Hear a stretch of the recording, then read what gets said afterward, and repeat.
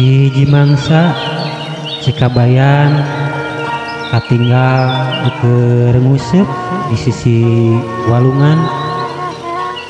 Anu walungan eta aya di pipireun imahna. Cikabayan Jongjon nguseup di walungan eta. Tangtuna ningali kitu ieu si Ambu ngarasa kesel ka Kabayan teh salaku anakna. Dume si Kabayan ieu gawena teh nguseup jeung nguseup kitunya. Teu mikiran itu ieu. Teu mikiran pagawean kitu teh.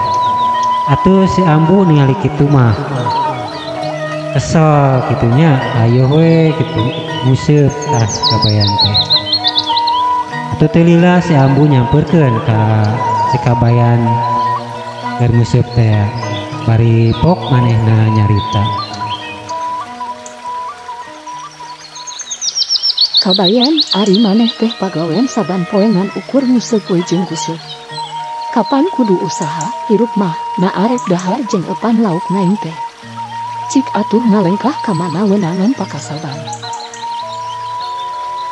Itu ceuk Ambu nyaritana ka si Kabayan.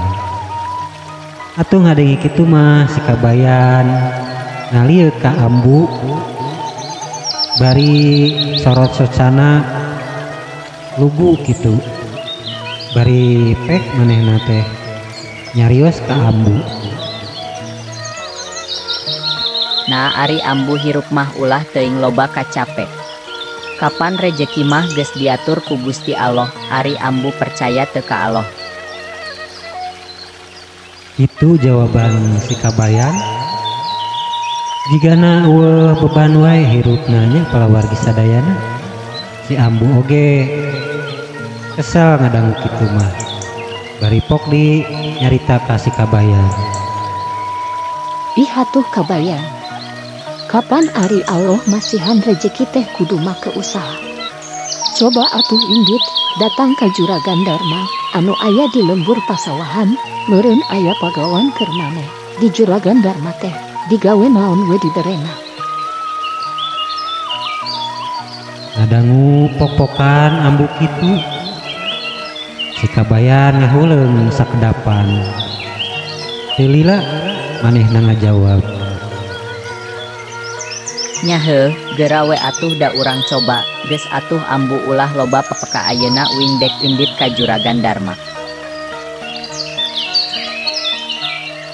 Geus kitu mah si Kabayan meresan jejeurna jeung perangkat nguseupeuna.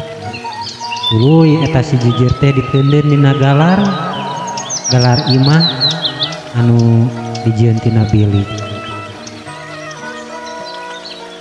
Ngodongkrang atuh kanu lemari bajuna salin singkil rek ngajugjug ka Juragan Dharma cenah dadi piwarang ku Ambu. Singkatna carita si Kabayan dugi ka torompokna Juragan Dharma. Bari luak ieu ningali ka pakaranganana.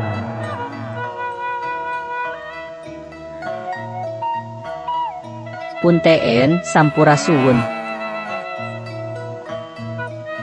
Kitu ceuk si Kabayan bari luak liuk keneh. Aeh geninganan maneh Kabayan. Aya naon asa tara ti sasari datang ka dieu? Juragan Dharma tuh ngawaler di lebet bumi langsung wae nepangan si Kabayan ka lawang pantau. Punten Juragan, kami teh rek naroskeun pagawean ka agan sugan wa atuh ayagan.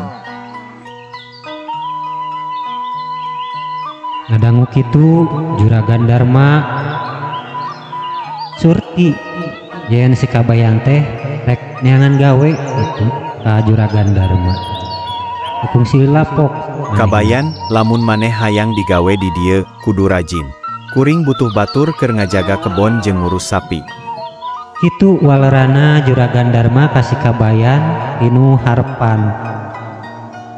Tuluy si kabayan nyarita deui. Wah Juragan, ari ngajaga kebon mah gampang. Tapi upami ngurus sapi kedah kumaha. Kami mah can pernah ngurus sapi teh Juragan.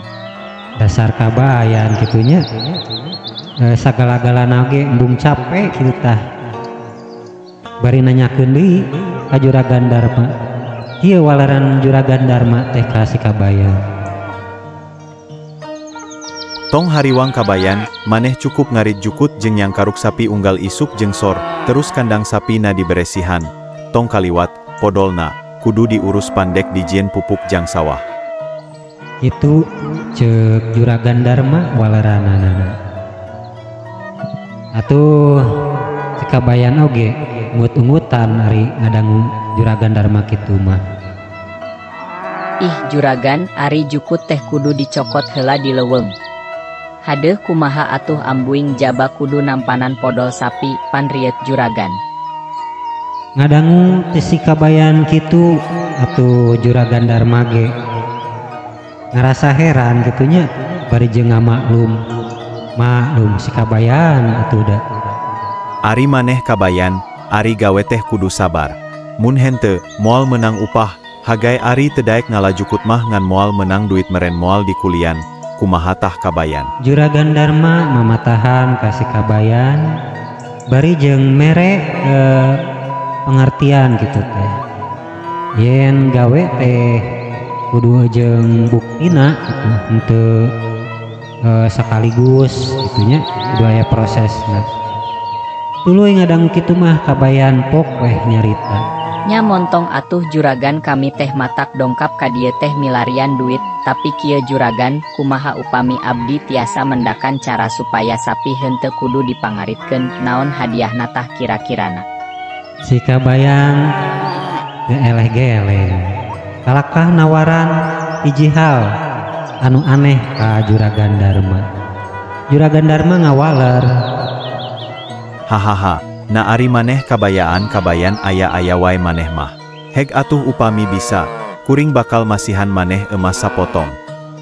Ngadangu ti Juragan Dharma kitu si kabayan langsung we ka kandang sapi teh. Tuluy sakedapan si kabayan mikir kumaha carana ulah sampai ngarit gitunya. Tungtung nama bari jejampean si kabayan teh. Saguru saelmu ulah kumawani ngalaku. Sapi-sapi lain nukuring di paraban lain kukuring. Jukut-jukut lain nukuring di ala lain kukuring. Sapi lempang ku suku na sapi nyatu ku sungutna. Teretet heong sapi lempang ngagaleong. Itunya palawargi jang jawokan si kabayan teh ka sapi-sapi nu aya di kandang eta. Atuh tungtung nama sapi teh indit we nyatu sorangan. Kabayan, kumaha ieu? Naha sapi-sapi kuring henteu dipangaritkeun tapi tetep sehat, jeung awak na marontok, na dikumahakeun ku maneh kabayan. Sapi teh urang maha ngarasa aneh. Juragan Dharma ngarasa heran, sapi-sapina sarehat kur marontok. Atuh si kabayan ge langsung ngawaler. Hehe, Juragan abdi ngajarkeun sapi-sapina supaya narik jukut sorangan, jadi teu kudu ngarit deui. Nya ku kami diajarkeun supaya sapi eta teh hideung sorangan ngalajukutna. Jadi kami mah tinggal tumpang kaki bari ngadu bako hahaha. Ngadangu kitu Juragan Dharma ngarenjag. Nah si kabayan teh pinter-pinter teuing gitunya. Maklum si kabayan atuh da. Nya geus ari kitu mah, kusabab sapi-sapi teh geus bisa ngalajukut sorangan, tah ku kuring maneh dibere emas sapotong. Anu kungsi kuring janji ka maneh kabayan. Dasar kabayan pinter kodek maneh mah kabayan hahaha hehehe. Tungtung nama si kabayan atuh dikulian ku Juragan Dharma mangrupi masa potong teh.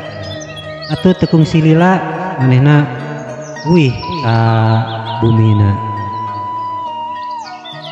Ambu, oh ambu, ye hasil gawe teh mucekil, buktina ari ngagunakeun akal mah, moal aya kacapet tapi menang rejeki.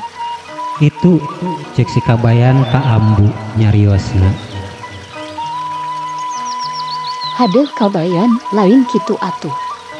Maneh teh menang ku akal, tapi sakapeung mah kudu digabungkeun jeung kasabaran jeung gaul taranjang, tapi geus welah lumayan jang meuli dengan sangu. Lumayan senajan dengan sanggup palawarginya. Kabayan teh atuh. Alhamdulillah rengse panyekapan dongeng Sunda ieu jang jawokan si Kabayan. Insya Allah dina waktu anu sanes urang tepang deui. Assalamualaikum warahmatullahi wabarakatuh. Sampurasun.